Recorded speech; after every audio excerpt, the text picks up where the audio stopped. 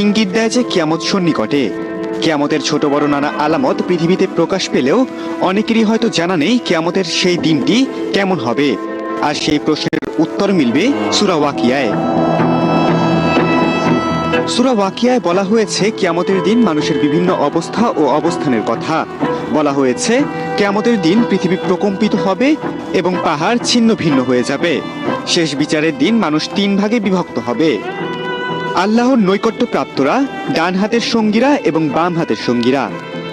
হযরত আব্দুল্লাহ বিন মাসুদ রাদিয়াল্লাহু তাআলা আনহু-এর বর্ণনায় আছে যে প্রতি রাতে যে সূরা ওয়াকিয়া পাঠ করে দারিদ্র কখনো তাকে স্পর্শ করবে না। এজন্য এই সূরাটিকে সূরা গনি বা ধন লাভের সূরাও বলা হয়। সূরা ওয়াকিয়ায় আল্লাহ বলেছেন কিয়ামতে মানুষ 3 ভাগে বিভক্ত হবে: সৌভাগ্যবান, দুর্ভাগা ও ভালো কাজে অগ্রগামীরা। ভালো কাজে অগ্রগামীরা পাবে অনন্ত পুরস্কার, তারা আল্লাহর নৈকট্য প্রাপ্ত। কিয়ামত সম্পর্কে আল্লাহ এই সূরায় বলেন, যখন যা আসার তা আসবে, আর তাকে কেউ অস্বীকার করতে পারবে না।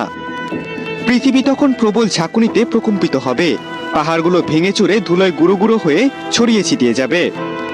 এ সূরায় আল্লাহর অস্তিত্ব, তার একত্ব এবং অসীম কুদরতের কথা উল্লেখ করে বলা হয়েছে, তোমরা যে পানি পান করো সে সম্পর্কে কি তোমরা চিন্তা করেছো? তোমরাই কি তা মেঘ থেকে নামিয়ে আনো?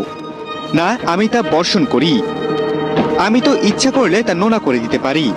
তবুও কেন তোমরা কৃতজ্ঞতা প্রকাশ করো না? তোমরা যে আগুন জ্বালো তা কি লক্ষ্য করে দেখেছো? তোমরাই কি গাছ সৃষ্টি করেছো? না আমি একে করেছি এক নিদর্শন ও তোমাদের জন্য প্রয়োজনীয় বস্তু। সুতরাং তুমি তোমার মহান প্রতিপালকের নামের পবিত্র মহিমা ঘোষণা করো। আমি শপথ করছি অস্তগামী নক্ষত্ররাজির অবশ্যই এ মহাস্পদ যদি তোমরা জানতে। যারা পবিত্র তাদেরই কোরআন স্পর্শ করা উচিত। বিভিন্ন হাদিসেও অজু ছাড়া কোরআন স্পর্শ না করতে বলা হয়েছে। এই বিষয়ে আল্লাহ বলেন, নিশ্চয়ই এ সম্মানিত কোরআন যা সুরক্ষিত আছে কিতাবে, পবিত্র ছাড়া তা অন্য কেউ স্পর্শ করবে না। এ বিশ্বজগতের প্রতিপালকের কাছ থেকে অবতীর্ণ, তবুও কি তোমরা এ বাণীকে তুচ্ছ গণ্য করবে?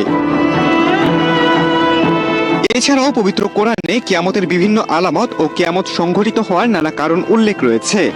নিয়মিত কোরআন চর্চার মাধ্যমে সেসব জ্ঞান অর্জন করা সম্ভব।